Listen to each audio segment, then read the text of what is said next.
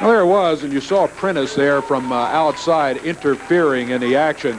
Here comes the King right here. Koko B. Ware is with him, and we want to get a word from him about perhaps about the match which has occurred, but certainly about the one which is coming up this very week. King? Yeah, I want to say just a couple of words here to Mr. Bert Prentice. You know, I'm sure that they had themselves a little victory celebration after that last match Monday night. I'm sure that they sat back in their dressing room with big smiles on their faces because, you see, they retained their World Tag Team titles, and Bert Prentice, with that big fat face of his smiling, when I think about it, it makes me sick. So, Bert, we wanted to find a way to nullify you. We wanted to find a way to make sure that without your interference, Koko Ware and I would come out with those belts around our waist after we'd beat the brains out of Rex King and Steve Dahl. Because we proved last week that they are no problem for us. But you had to come up there with the Coke and throw it in Koko's eyes and do your damage. Well, this week, we went to Eddie Marlin. We said, how about putting a straitjacket on that fat slob?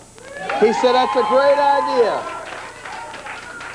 So when he informed Bert Prentice that he was going to have to be put in a straitjacket, the next thing Eddie gets a call from Bert Prentice's attorney and says that if we put him in a straitjacket, supposedly because he's not mentally deranged, well, that's a matter of a question, that there's going to be all sorts of legal problems. So, Bert, you got your way on that. Not going to be put in a straitjacket. And the more I thought about it, Koko, there's probably not one big enough to fit that fat pig anyway. But we got another surprise for you, Bert Prentice. We're going to immobilize you down there this week, and Eddie Marlin has said there's nothing you or your attorneys can do about this. And we're going to let the fans help us. We're going to let the people at ringside help us. I'm going to tell you just exactly how it's going to work. First of all, very fitting for you, we're going to bring out one of these big, nice garbage bags. You see this? We're going to take one of those big, hefty bags, hefty boy, and we're going to cut a hole right in the top of it, and we're going to let one of the wrestling fans slide this right down over your big fat body. And once that's done, we're going to let another wrestling fan take one of these rolls of duct tape, and they're going to go around and around, and that'll be like a trip around the world when you go around that fat slob. But they're going to go around you, Bert Prentice, until your arms are taped to your side like a big fat cocoon. Do you understand that? And we're not finished yet. We're going to have some rope for another wrestling fan. Not like this. We're going to have a lot more rope than this, right, Koko? We're going to have some rope, and we're going to let the last wrestling fan tie you up like a nice little surprise package. And when it's all done, all you're going to be able to do is stand there and watch Koko B. Ware and the King beat Rex King and Steve Dahl and take those World Tag Team titles and put them right around our waist, whether you like it or not. Tell them about it, Koko.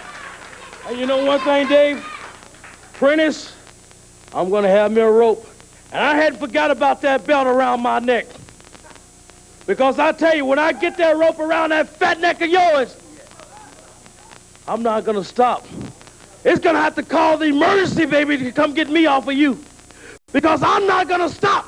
Because I told you, time is over with. Those days is gone.